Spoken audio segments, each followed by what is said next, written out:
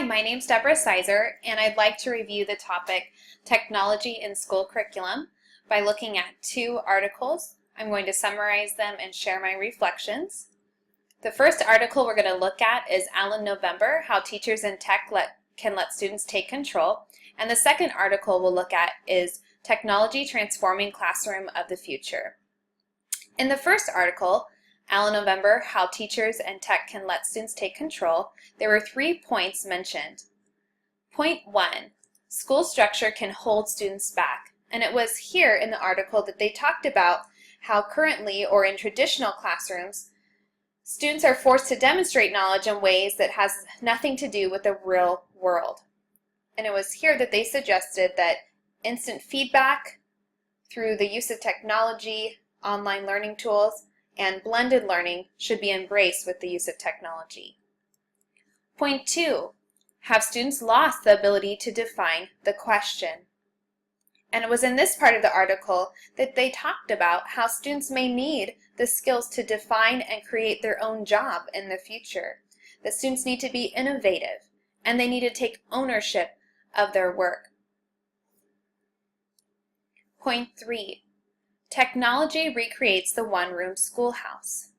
And it was here in this part of the article where they talked about differentiation and how technology can be used to differentiate curriculum goals and learning goals. They also talked about how students have to learn material well in this sort of self-paced learning environment in order to move on.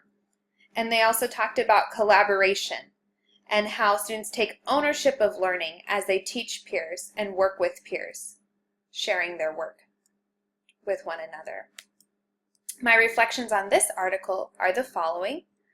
Number 1, some implications are that a student-centered learning environment can be created with the use of technology, and high-order thinking skills can be facilitated or inspired with the use of technology. Opportunities. The opportunity for differentiation. That's been a big push in classrooms over the last few years, and differentiation is difficult because of all the assessment and all of the meticulous tracking of student progress. And technology makes this possible, all the online tools and apps that are available that do all that work for you. And ownership, the opportunities for students to have ownership in their learning. Some challenges are you need mentorship, at least I would. Mentorship, practice, time to implement things well. I feel like it's overwhelming to think about all the ways you can use technology, but it's really important to find one way that works really well to create that student-centered learning environment, to create the high-order thinking skills, to create an opportunity for differentiation.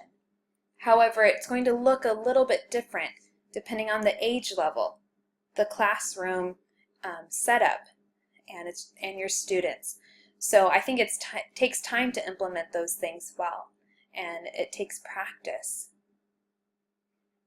The second article we'll look at is Technology Transforming Classroom of the Future. Some points that were brought out are the following. Collaboration, again, was brought out in this article, and how technology facilitates that environment. The how, what, and where of learning changes with the use of technology. How students learn.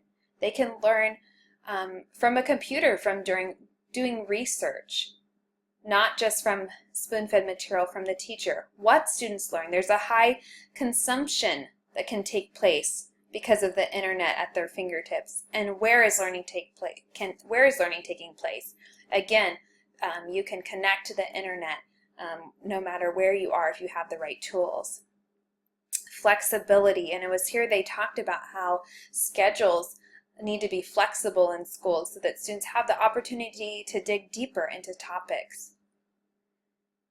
Challenge-based, having that mentality as a teacher to create an environment where students have to solve a problem and seek out a solution. Also, some examples were mentioned with examples of how technology is used in the classroom. One is algorithmic education, how the United States is looking at teaching students computer programming. Another is text messaging. It's being used as a tool in Africa to send information to students. Tweeting is being used even in a kindergarten classroom for students to publish their work or to show their work to parents. My reflections on this article: the implications that this article presents is that 21st century job skills can be taught with the use of technology. High consumption of knowledge can take place with the use of technology. Opportunities. There's opportunities to dig deeper into topics. TK, standing for Transitional Kindergarten, can publish their work. Challenges. Again, time. How do we make time in the school day? How do we make time in the year to meet all of our goals for curriculum, standards, but yet be facilitating this challenge-based working environment, this environment that's where students are creating, where students are digging deeper? How do we create that environment in our classes?